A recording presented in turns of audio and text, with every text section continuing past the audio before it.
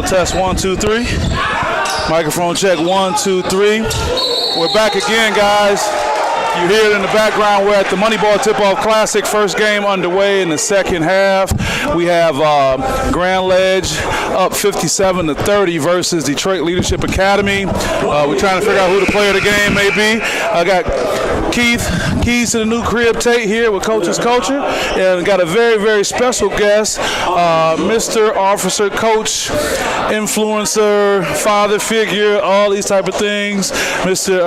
Daryl Terry, representing well. I've been hearing so many great things in the Lansing community about you and the things that you have been doing over the past since you're coaching, from basketball, football, girls have cheerleading, softball, everything. Why don't you take a moment and just introduce yourself to our viewers right here and share some things about yourself and your background here on Coach's Culture. Yeah, well, like you said, my name is Coach Terry. I've been born and raised here in the Lansing area, and I started my youth sports program back in 1993-94.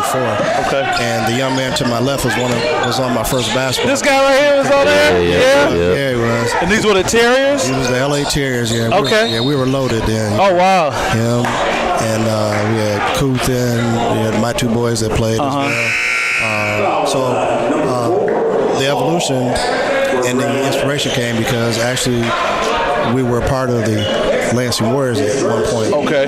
And then it just came time to go in a different direction. Sure. So then that's when I established the LA Terriers. So we went from one basketball team to one baseball team to one football team. Then we just evolved into 4 football teams, 4 cheerleading teams, 3 girls basketball teams, 3 boys basketball teams, 3 girls softball teams, 3 boys baseball teams. Wow. And we carried it for about 10, 12 years. And then as my sons went to Everett High School and graduated, and then I was blessed with a 13-year-old who hit 13 a couple months ago. And now I'm just downsizing the program. Sure. But we've had a lot of young men and women come to the program, a lot of good things. Some of them are doctors, some of them are ministers. Sure. Some of them play professionally in football, soccer. Some of them are great real estate agents, like young man to your left. Yes, they are. Yeah, a lot of good business young men and women that came through the program. That's great. Keith, you're sitting here with your coach. How does it feel to go from being coached by Coach Terry and now being a coach yourself, freshman coach over at Waverly High School that's had some success, and you're sitting here. How has that transition been for you from player to coach now? Awesome, really. I mean, it kind of goes back to what that we were talking about with Jody Clemens a couple weeks ago about, maybe with somebody else, about as far as, not wanting to disappoint your coaches when you're playing and so on and so forth. So right now as a coach, it definitely feels good whether I see Coach Petros from Everett or if I see Coach Terry or Coach Simon, just that I'm a coach now and just being able to try to relate, and hopefully, that makes them proud. Like, hey, I used to have him back when he was in elementary and going way back, all that type of stuff. And now being a coach is definitely something that makes me, hopefully, feel proud, and that they're, see all the hard work they put in, to some of the individuals that they had over the years. I mean, like I said, I think it was 4th grade. I was with Terriers, and I did the baseball team. I was a pitcher, baseball team with them. You was a pitcher out there? Was he throwing that heat, Coach Terry? It might have been heat. I don't know if it was right down the middle. Right. That's good.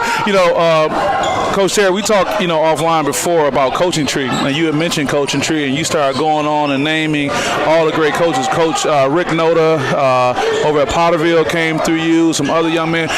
What is it like when you see the young men that you coach, young men and women that you coach, go on and become pillars in the community, being great coaches in youth sport? Well, I tell you what, the one thing that Keith might have forgotten is the one thing I used to tell them, and I tell them even to this day, is that I don't care where you go, give something back to the community, whatever it be. I mean, it don't have to be a program like the one you played in, but give something back because something was given to you. Right. There are always going to be kids that never have as much as they should have, and you might be that one that influences them to keep them from going south as opposed to going north. That's great. I talked to you about our podcast, Coach's Culture, and I'm really happy that you're on here with all your experience. So let's talk about this generation of athletes. When you talk about what you experienced with someone like Keith was in the 4th grade and coaching them and the different expectations. And we talk about this last days of Knight, referring to Coach Bobby Knight and, you know, his type of coaching style and what that led to, and now we are present day.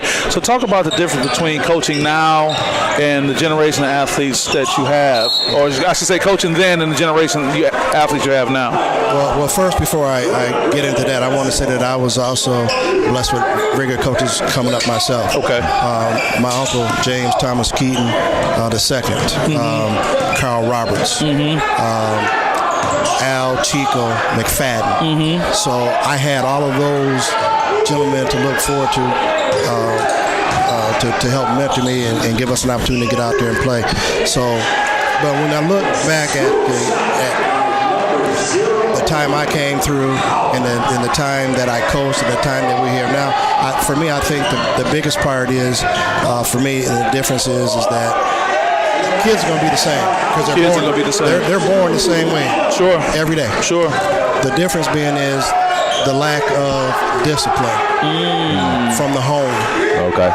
And I say that because how can I teach you in class, out on the football field, basketball field, whatever the case may be, if you don't have a measure of discipline? Sure. And when you're in the classroom disrespecting teachers and doing things that are truly detrimental to your team, the only thing that's going to your harvest is going to be negative. Sure. So for me, I think the biggest thing is I see is there's just really not enough discipline, and I think the travesty is that those that are over these young men and women, that they allow them to get away with it. Those being, whether you're talking about coaches now or parents or someone? Coaches, parents, mentors, teachers, whomever is over an organization, over a child. When you identify a child or a student and you see this type of behavior, right, and you don't address it, right, you turn an eye, right, because he or she might be a good ball player. So sure. Oh yeah, that happens a lot. Right. So what difference does it make? What is going to benefit them after you get through using them? What you gonna do? What they gonna do? So they're gonna be in prison or they be on the streets. Yeah.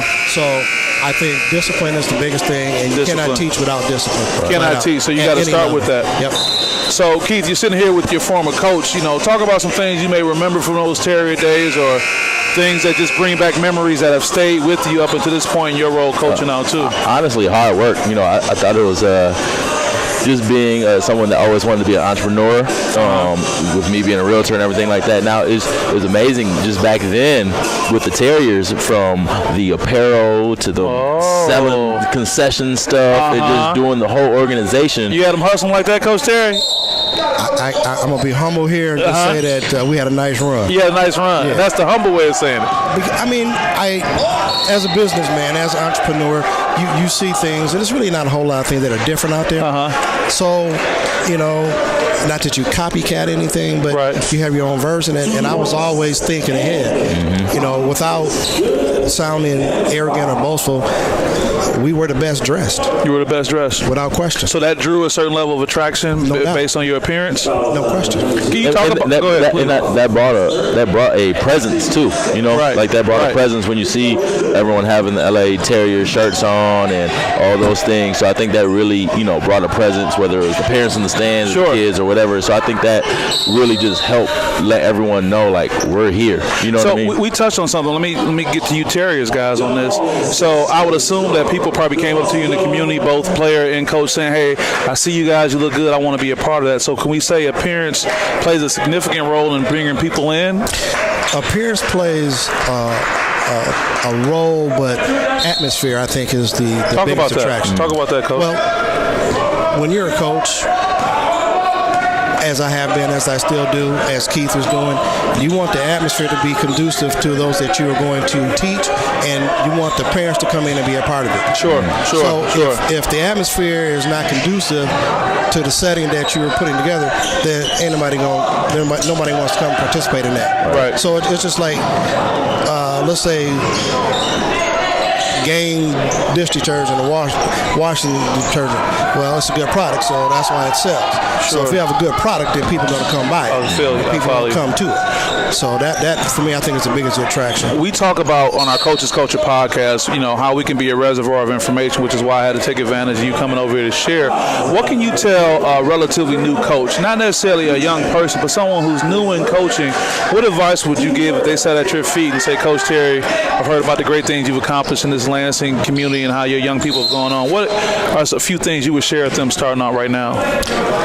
Today, I would say patience. Patience. Mm-hmm. Patience today, because my sons, Keith, Tate, that generation of kids, there wasn't a whole lot of teaching we had to do outside the football field or the basketball court. Okay. Because it was being done at home. So they came somewhat prepared and ready. They come ready. Okay, you're working with something. You come, pretty much ready. So when we got them, all we had to do was kind of refine some things, implement a few things, and then move forward. But now, when I look at it now, because I'm in the schools now, and I see the disrespect from the fourth graders all the way to the eighth graders, and it's not a good look. Right. And then you have parents will support the actions of their child, right? And that's not a good look. So if the child knows they're being supported in the wrong way, then what boundaries do they have? You're right. You make some good points. We're going to get ready to wrap up over here. We're over at the Moneyball Tip-Off Classic. We have Coach Daryl Terry, the Lansing Terriers, and well-respected person in the community. Great man of God. He shines through, humble in his approach, but doing a great thing. Keith, you have your former coach right here. Anything you want to ask him? Anything you want to bring up that made you mad years ago? You got a chance to talk about it now. Funniest moment, the scaredest I've probably ever been. Coach Terry didn't even say a word. We were over at the Old Aim High, which was Walter French. And like I said, we were a good team. We had a good team. We won a lot of games. I think we were playing the team from Ohio or somewhere. I don't know. Dayton, Ohio. Yeah. Okay. So I remember we didn't do good that game. Coach Terry was sitting on the floor, cross-legged, not saying a word, because we was playing bad. Oh, wow. And that was the most afraid I've ever been. His silence made you afraid. Oh, wow. I still remember that to this day. He was cross-legged, sitting on the floor, just... Coach Terry's over here smiling slyly. Coach, talk about that moment. What was that about? I'm smiling because there have been a whole lot of moments kids talk about. That happened to be the one I don't remember. You don't remember it, but does it sound like something you would do? But I do remember the game in itself. Okay. Because we didn't play well. Okay. And but they knew the expectations too, though. Yeah. Well, let me ask this: what would explain that kind of response in a game that's kind of out of hand? What would explain that? Well, I think you can do two things as a coach. If you're staying in long enough, you're going to experience getting blown out. Right. Yeah. You're gonna have some successes. Okay. Right. Yep. And what does it do for your children when you sit there and berate them or just dig into them because they But Coach, they didn't do anything you told them to do. You've been telling them all week long. You said you put it on the blackboard. Yeah. But you know what though? Those things are gonna happen. And I think, as I've gotten older, I kind of mellowed out a little bit more.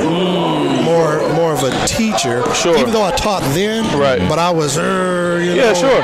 But I still think you can still get what you need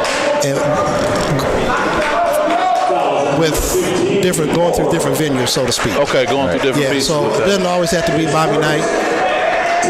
That be Tom Izzo. Right. Be like a Turner Gill. Turner Gill, yeah, that's the name I know. And I know how he handles Charlie Strong. Sure.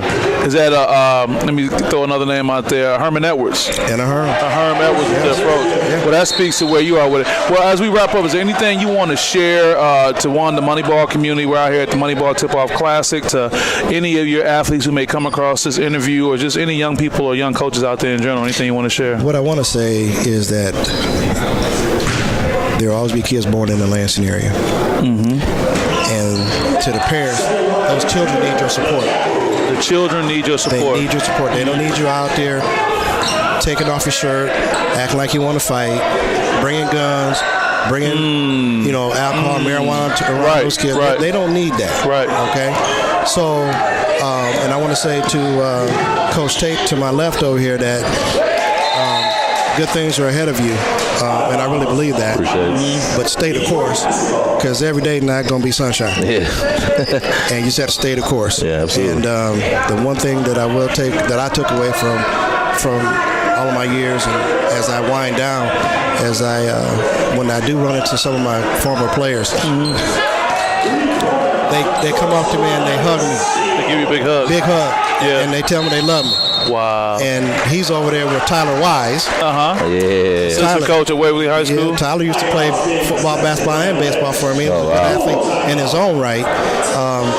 He would come up to me and say, Coach, you put this in me. I said, no, stop right there. I can't take credit for that. Your parents were your first coaches. Sure. All I did was help. Right. So, so I would just say that the parents in the community, love your kids, support your kids, but don't be afraid to discipline your kids. So then when you hand them off to someone else and put them in their care, then the transition will not be hard at all. Right. Well, we started with the term discipline. We finished with that. We're over at the Moneyball Tip-Off Classic. We had off Coach Daryl Terry of the Lansing community doing some great things. We appreciate you coming on board, man. Appreciate you. All right. Thank you Appreciate very much. All right, there we go.